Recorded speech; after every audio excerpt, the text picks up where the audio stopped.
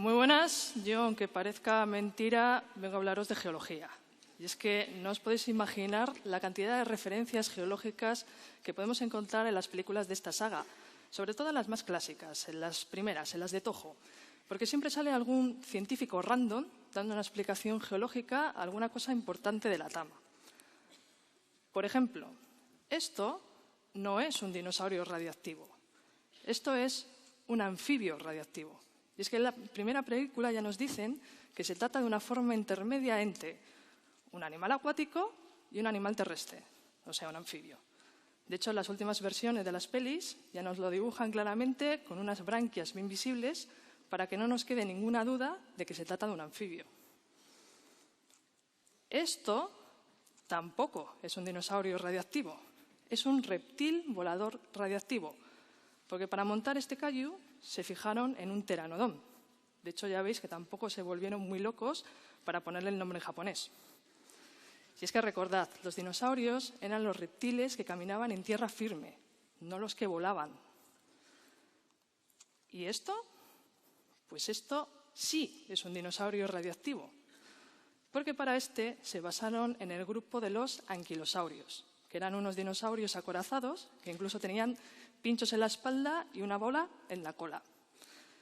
En realidad, todos estos kaijus no son más que una versión moderna o actualizada de esa idea tan infantil, mítica o mitológica que nos ha acompañado siempre a los seres humanos de inventarnos criaturas fantásticas para explicar cosas de la naturaleza que no éramos capaces de entender, como lo de inventarnos dragones a partir de los restos fósiles de huesos de dinosaurios o de otras criaturas prehistóricas, justo antes del nacimiento de la paleontología moderna.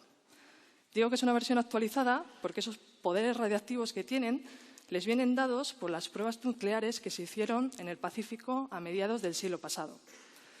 Pero esta no es la única relación que podemos encontrar entre estas películas y la geología, y tampoco es la única idea mítica que encontramos, ya que muchos de estos kaijus se utilizan directamente para explicar algunos procesos meramente naturales. Rodan vive en un volcán y es él el que controla que entre o no en erupción. Godzilla siempre genera un tsunami cada vez que sale del agua en la bahía de Tokio. Y cuando se zurran entre ellos, se producen terremotos, ya sea en la ciudad o en las afueras. Hoy en día sabemos que todos estos procesos tienen una explicación puramente geológica, y es lo que voy a tratar de explicaros ahora.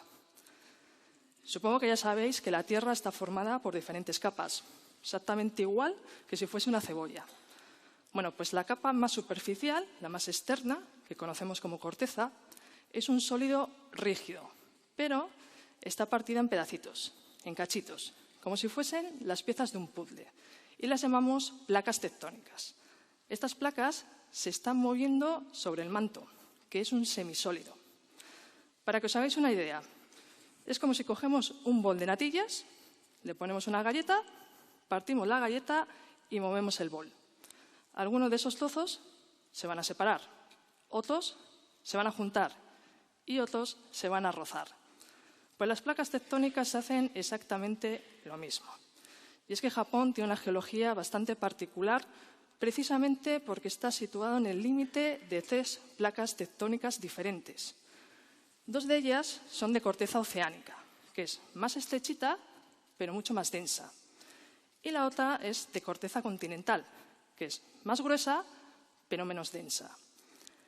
Esto hace que las 2 más densas se estén metiendo por debajo de la menos densa, en un proceso que conocemos como subducción. De esta manera, esos materiales sólidos llegan al manto, sufren más presión, más temperatura y se funden. Y ese magma asciende a la superficie, dando lugar a un arco de islas volcánicas, que es lo que es el archipiélago de Japón. Ya tenemos explicado los volcanes, no necesitamos a Rodan.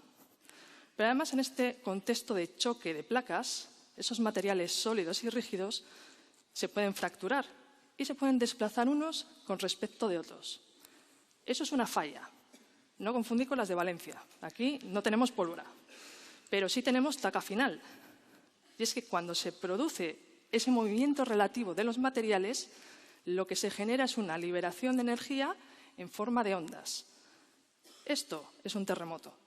Ya no necesitamos que Anguirus se zurre con Godzilla para poder explicarlos.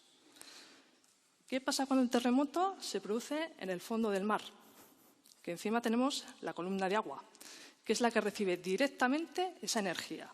Entonces, primero se forma una gran onda que se empieza a desplazar hacia el continente, dando lugar a una gran ola, que es la que entra en tierra firme. Eso es un tsunami. Ya no hace falta explicarlo a partir de Godzilla. De hecho, fijaos que tsunami es una palabra de origen japonés.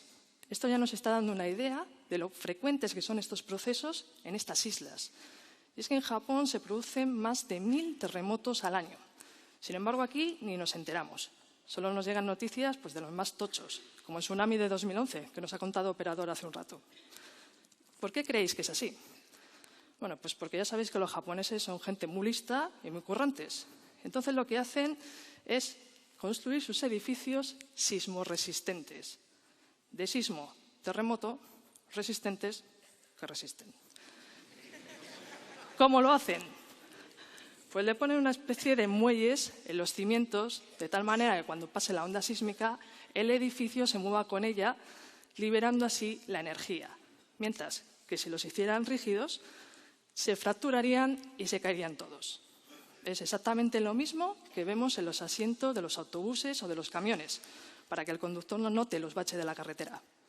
Si queréis un símil un poquito más poético y oriental, es como el bambú que se muece al viento y así no se rompe, mientras que el roble, cuando permanece rígido, se le acaban rompiendo las ramas. De tal manera que la única manera de que los edificios de Japón se vengan abajo es que Godzilla se zurre con King Ghidorah. Y aún así muchos permanecen en pie, para que veáis que los hacen bien.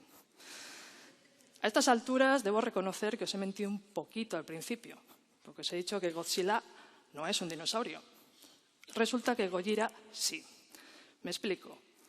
Es tal el amor que sentimos los geólogos y geólogas por el rey de los monstruos que realmente estábamos obsesionados con que Godzilla fuera un dinosaurio. Así que un paleontólogo norteamericano, a finales de los años 90, descubrió los restos fósiles de un nuevo género de dinosaurio en Estados Unidos y le puso Gojirasaurus en honor al rey de los monstruos. Y es que ya sabéis que, por lo general, la realidad siempre supera la ficción. Pero hay veces que nos cuesta abandonar esa idea mítica o fantástica que os comentaba al principio. Así que solemos hacer este tipo de homenajes. De hecho, en realidad esta no es la única estructura o proceso geológico que lleva el nombre de un kaiju. Pero como ya no tengo tiempo, lo dejaré para una segunda parte. Muchas gracias.